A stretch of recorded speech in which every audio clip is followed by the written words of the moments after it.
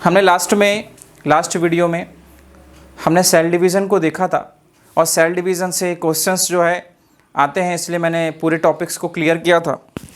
ठीक है, पूरे टॉपिक्स को क्लियर किया था कि कैसे कैसे क्वेश्चन आ रहे थे।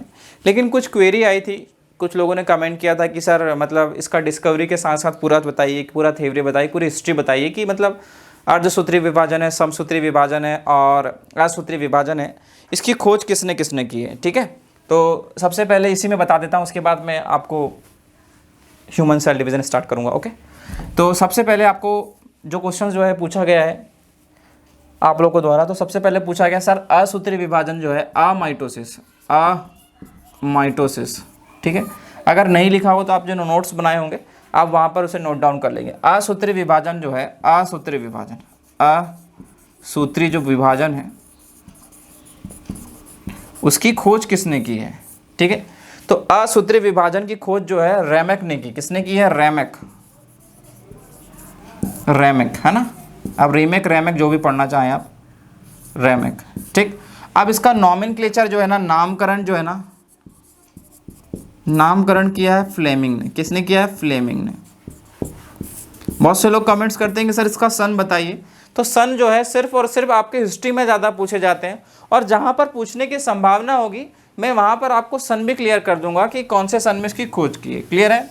माइटोसिस हो गया। दूसरा क्वेश्चन आपने पूछा था कि सर माइटोसिस जो है, माइटोसिस जिसे आप बोलते हैं समसूत्री विभाजन, समसूत्री विभाजन, तो समसूत्री विभाजन की खोज किसने की? तो समसूत्री विभाजन की खोज की है फ्लेमिंग ने। किसने की है? फ्लेमिंग ने। ठीक है, ये बहुत बार क्वेश्चन पूछा जाता है कि समसूत्री विभाजन की खोज किसने की है। क्लियर है कि नहीं क्लियर है? सन भी बता रहा होगा तो सन भी बता दूंगा मैं आपको। ठीक, अगला है आपका फ्लेमिंग के बाद अगला है मियोसिस। क्या है? मियोसिस। इसे आप अर्धसूत्री विभाजन बोलते हैं। क्या बोलते हैं? अर्धसूत्री विभाजन बोलते हैं। अर्धसूत्री विभाजन की खोज किसने की है? तो अर्धसूत्री विभाजन की खोज की है हार्टविंग ने। किसने की है? हार्टविंग। जो हार्टविंग्स है, जिसने सेल शब्द दिया था, उन्होंने ही जो है इसकी खोज कर ली थी। ओके, तो ये 3 क्वेश्चन जो है आने की संभावना है। अच्छा हुआ आपने कमेंट कर पूछा तो मैंने आपको क्लियर बता दिया कि सर ये चीज़ें हैं, ये क्वेश्चन यहाँ से आ सकते हैं और आए भी है, कुछ क्वेश्चन पूछे भी है, इसलिए मैंने बताया। सन नहीं बताया क्योंकि सन बहुत हो जाएंगे, फिर क्या क्या कहाँ तक याद, हिस्ट्री में अलग हो जाएंगे, ज्योग्राफी में अलग हो जाएंगे, पॉलिटी में अलग हो जाएंगे और यहाँ अलग हो जाएंगे, तो मतलब बहुत सारे सन जो होंगे मर्ज होंगे फिर।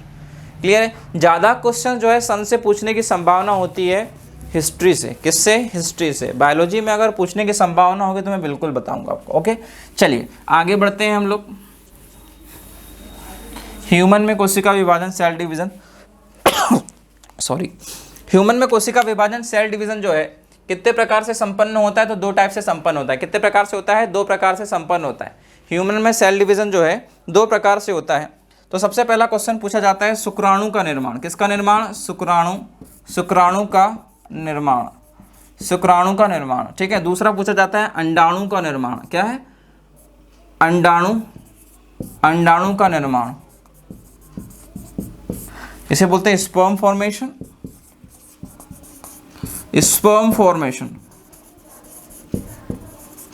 और ये हो जाता है ओवम फॉर्मेशन।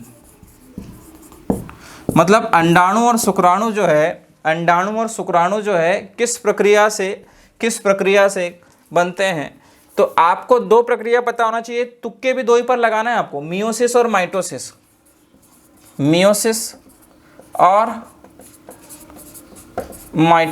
ठीक है, आपको 2 ही जगह लगाना है क्योंकि समसूत्री विभाजन और अर्धसूत्री विभाजन ही होता है इनमें। तो सबसे पहले जो शुक्राणु है और अंडाणु का निर्माण जो होता है वो होता है मियोसिस से। किससे होता है? मियोसिस। इसे आप बोलते हैं अर्धसूत्री विभाजन।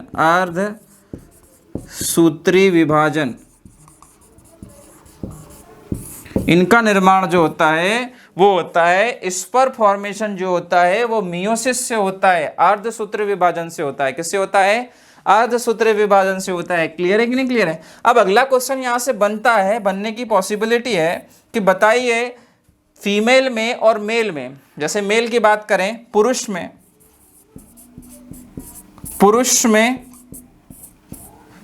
में जो है स्पर्म का निर्माण, पुरुष में स्पर्म का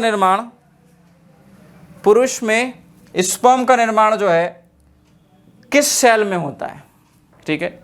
बेसिकली मैं आपको इसे फर्टिलाइजेशन में बताऊंगा, लेकिन यहाँ पर अगर टॉपिक आ गया है तो बताना जरूरी है, उचित समझा जाएगा, कनेक्ट हो जाएगा। क्या हो जाएगा?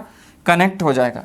पुरुष में जो है स्पर्म का निर्माण जो है किस सेल में होता है, तो वो होता है स्पर्मेटोगोनिया। स्पर्मेटोगोनिया किस में होता है? स्पर्मेटोगोनिया। और महिला में, फीमेल में ये होता है ऊगोनिया। क्या होता है? ऊगोनिया, ठीक है, ऊगोनिया सेल।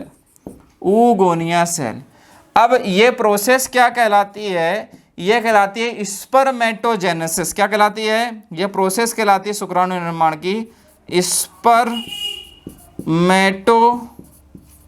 जेनेसिस मतलब कहलाती है स्पर्मेटोजेनेसिस। और ये प्रोसेस कहलाती है ऊजेनेसिस। क्या कहलाती है? ऊजेनेसिस। ये प्रोसेस कहलाती है स्पर्मेटोजेनेसिस, ये कहलाती है ऊजेनेसिस। क्या कहलाती है? ऊजेनेसिस। ओके, डन है। जब स्पर्म और ओवम आपस में मिल जाते हैं तो ये बन जाता है जाइगोट। क्या बन जाता है? जाइगोट, जिसे आप युग्मनज बोलते हैं। तो इस युग्मनज में कौन सा विभाजन होता है? क्योंकि आगे जो है ये एम्ब्रियो में बदलेगा और उसके बाद जो है बच्चे के ऑर्गन्स डेवलपमेंट हो जाएगा। ये एम्ब्रियो में बदल जाएगा। किस में बदल जाएगा? एम्ब्रियो, जिसे भ्रूण बोलते हैं। क्या बोलते हैं? भ्रूण में बदल जाएगा। क्लियर है? तो इसमें कौन सा विभाजन होता है? ये क्वेश्चन बहुत बार पूछा गया है। देखिए, मैं फिर बोल रहा हूँ बार बार, आप थ्योरी पर ज़्यादा ध्यान ना दें, आप तो देखें थ्योरी में क्वेश्चंस कैसे बन रहे हैं, आपको कौन सी चीज़ पढ़ाई जा रही है।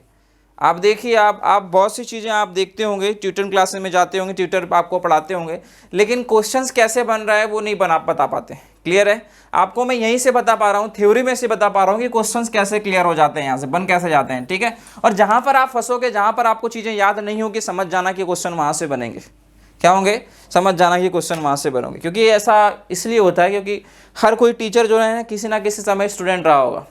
अगर उसे वहाँ पर प्रॉब्लम जा रही है, इसका मतलब ये है कि स्टूडेंट को भी वहाँ पर दिक्कत आनी है, जो नया व्यक्ति से स्टडी करेगा। क्लियर है कि नहीं क्लियर है? तो इसमें जो विभाजन होता है वो होता है समसूत्री विभाजन। कौन सा विभाजन? समसूत्री विभाजन, या इसको बोलते हैं माइटोसिस डिवीजन। क्या बोलते हैं? Mitosis division. ओके, डन है। आपसे पहला क्वेश्चन यहाँ से ये बनेगा कि भैया शुक्राणु में स्पर्म फॉर्मेशन में कौन सा डिवीजन होता है, तो आप बोलेंगे सर कौन सा डिवीजन होता है? स्पर्म फॉर्मेशन में कौन सा डिवीजन होता है? स्पर्म ओवम फॉर्मेशन में, तो आप बोलेंगे सर मियोसिस होता है। क्या होता है? मियोसिस होता है, मतलब अर्धसूत्री विभाजन होगा। कौन सा विभाजन होगा? अर्धसूत्री विभाजन होगा। ये देखिए भैया, अर्ध मतलब आधा इसलिए होगा क्योंकि देखिए जब माता और पिता के आधे आधे गुण आएंगे तब तो बेबी में जो है अलग अलग प्रॉपर्टीज देखने को मिलेगी। नहीं तो अगर बोलेंगे समसूत्री तो मतलब सिंपल सी बात है, एक तो वो हूबहू फोटोकॉपी पिता का हो जाएगा, या हूबहू वो फोटोकॉपी किसका हो जाएगा? माता का हो जाएगा। तो नई प्रोसेस, नई स्पीसीज जो है इस दुनिया में आ पाएगी क्या? नहीं आ पाएगी। इसीलिए जो है स्पर्म और ओवम में जो है जो फॉर्मेशन होता है वो होता है कौन सा? वो होता है मियोसिस। और जो है समसूत्री विभाजन जो है जाइगोट में होता है। किस में होता है? युग्मनज में होता है। आपसे क्वेश्चन पूछा जाएगा कि भैया बताइए मानव में सबसे छोटी गैमेटिक सेल कौन सी है, तो मानव में सबसे छोटी गैमेटिक सेल स्पर्म है। मानव में सबसे बड़ी गैमेटिक सेल कौन सी है, तो ओवम है। या आपसे पूछेगा जंतुओं में, तो बोलेंगे सर स्पर्म है और बड़ी है तो ओवम है। और आपसे क्वेश्चन ये भी पूछता है कि डेड में, अगर आप निर्जीव में पूछें आपसे, निर्जीव में सबसे छोटी सेल, तो सबसे छोटी सेल निर्जीव में क्या होगी? एटम्स होगी। क्या होगी? एटम्स होगी, परमाणु होगी। क्या होगी? परमाणु होगी। क्लियर है कि नहीं क्लियर है? यहाँ तक चीज़ें समझ में आई आपको? ठीक है, इसे आप लोग या स्क्रीनशॉट ले सकते हैं इसका, या आप इसे नोट डाउन कर ले। क्या कर ले? नोट डाउन कर ले। ठीक है, जब जाइगोट बन जाएगा तो ये एक सेल जो है, एक सेल ये एक ओवम हो जाएगा। क्लियर है क्या? ये दोनों, दो से क्या हो जाएगी? 4 हो जाएगी, 4 से 8, 8 से 16, 16 से 32, 32 से 64, ये चीज़ें चलती जाएगी। क्या हो जाएगी? ये चीज़ें चलते जाइए। क्लियर है कि नहीं क्लियर है? अगला क्वेश्चन यहाँ से ये भी बन जाता है कि बताइए जब हमारी बॉडी पर, हाँ रिपेयरिंग, बॉडी रिपेयरिंग के लिए है ना, एक क्वेश्चन यहाँ से बनता है कि बॉडी रिपेयरिंग है ना, शरीर की मरम्मत के लिए, शरीर की